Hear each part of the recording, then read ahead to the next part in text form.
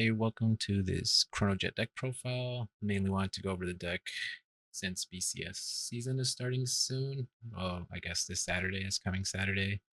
And although won't be able to attend the first one, I did want to give my thoughts on how on the Jet deck itself and how you would pilot it and run it if you are going to BCS or one of the BCSs soon. I think this is a deck you can take and do well with. So let's just get right into it. We have the red line, that's standard, you have to run it. And then here we have the grade threes. We have ratios of 2 and 2. I like Nocturcio. I much prefer him over Jet. Jet himself is just there because sometimes you do want to go for next stage. I rarely go into next stage. Scenarios where you would want to go into next stage are if they're at 4 to 5 damage and you just need a drive check to win, essentially. And if you know they have very few PGs left, preferably one or less. And then Nocturcio is just good, generate you resources. If you're always going to Fate Rider, you obviously want to stride with him. Grade twos, we have the Dual Nation guy. He lets you grade two game.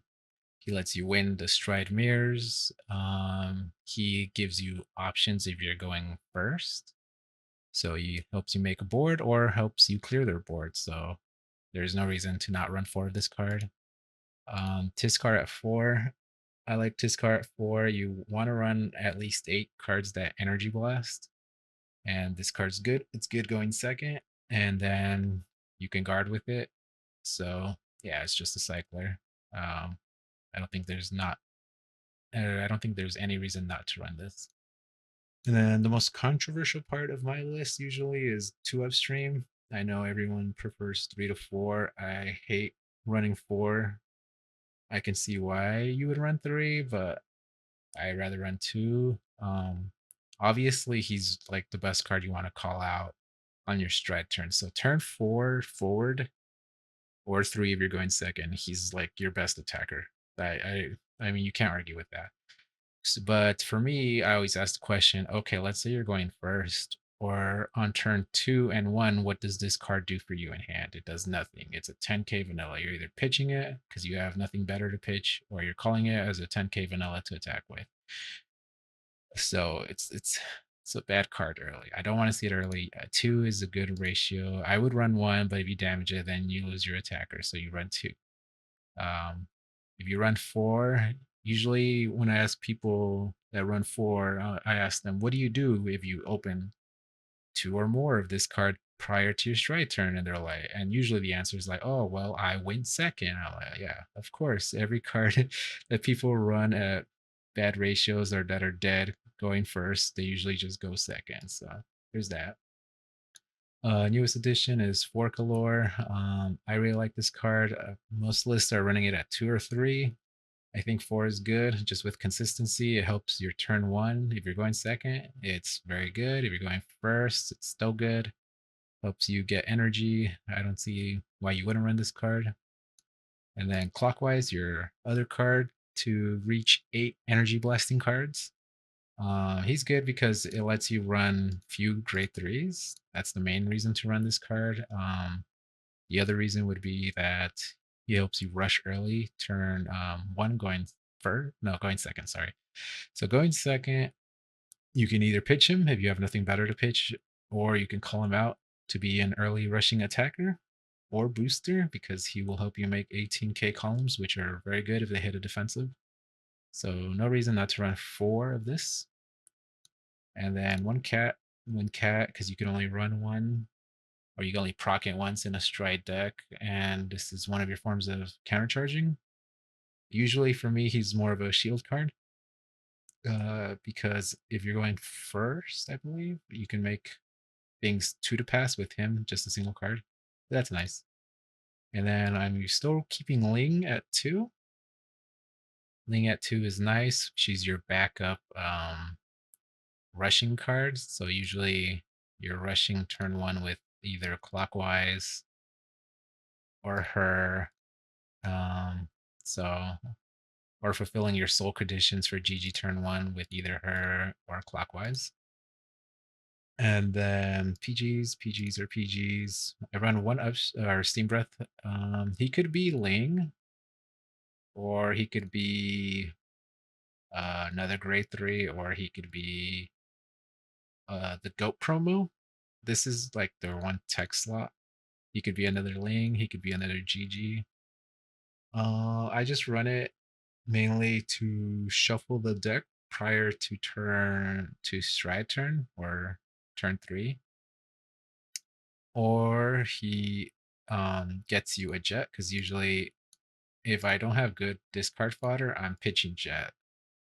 Usually the best card to pitch is Tiskar if she can proc, or clockwise, and then after that, I'm pitching grade 3s usually to ride up.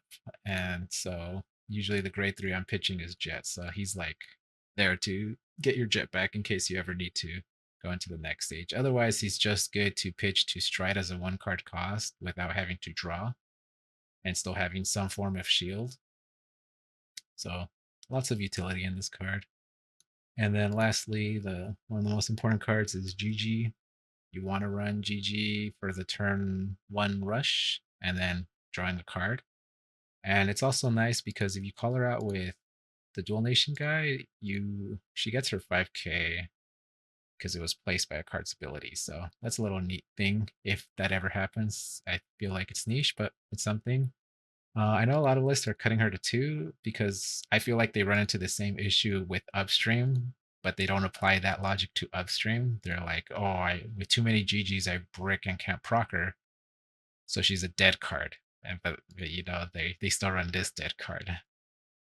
So I don't see the logic isn't consistent there. I feel if you think she's a dead card, you think this is a dead card early, or like you can't proc this, right? With too many copies, but I think 3 is a good ratio to keep it at. You want to see it turn 1, so she has to be in the 3 to 4 range, and then you don't want to see more than 1 usually of her until later. So I think 3 is a perfect number. Then obviously the 8 crit, blue OT. I can see the argument for purple, but usually for what I found in games is I want to close out games, so the crit matters more. Uh, Obviously, if you check the OT in this deck early, all the OTs kind of suck. At least with this, you get a crit, or you can. But the adding card back to hand from drop, that effect kind of sucks because usually you're pitching Tiskar or Clockwise, and then the other cards that are just your early rushers. So there's usually nothing good early. 3 fronts. I don't run draws. You will deck out if you run draws. Usually, I deck out.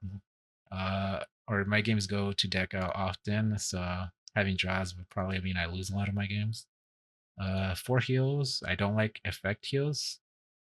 There's too many decks that are different. Or like, let's say you play Leonor's a hard matchup. That's a restanding Vanguard. So you want to run stand heals. Okay, but what's the meta? Doji. Lots of people think Doji's good. Doji doesn't restand, it just calls units. So their heals will always be useless. The effect heals against that deck. Then other decks that people are worried about, Blagmire, right? With the crit and restand. So you can say, oh, well, I can just run the stand. That way I can hit Leonore and uh Blagmire with just the stand heals, yes, but you still are gonna lose to Doji and shield value, or something like Raziel, right? There's too many mixed decks. Or let's say like Eva, that thing doesn't restand you and it gets a crit. So are you gonna run crits as well? Crit heals? There's just too many decks. I feel like just having the 15k shield is better than the variance you would get otherwise.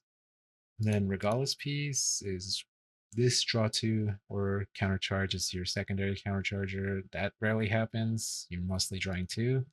I can see the argument for the Regala's piece that's a shield, the one that's 10k, and then from drop you can proc it again to get more shield. I think that card is fine. It's just preference usually. Then Elementaria, and that should be the list. If you want, I can see you changing Ling for Gungan Rams. I can see this being a Gungan Ram. Um, if you really want to up the count of this, I think 3 is fine. I would get rid of this. I don't see how you would change the deck much. Like cards that are would be nice is the shield for this, or trying to fit a goat in somewhere. That way you can put cards back to deck prior to Fate Rider, or if you have too many triggers and you want to put more than one, the goat helps as well. That way you can do Fate Rider and the goat, put back two. Um, Other than that, I think the deck is very solidified. You want to have a strong turn one going second, and then you just want to scale, so you want to generate as many resources as possible. But yeah, Jet's always been the same deck. It's just gotten slightly better and better at doing the same thing essentially. But I think this would be a good deck to take to BCS and do well with.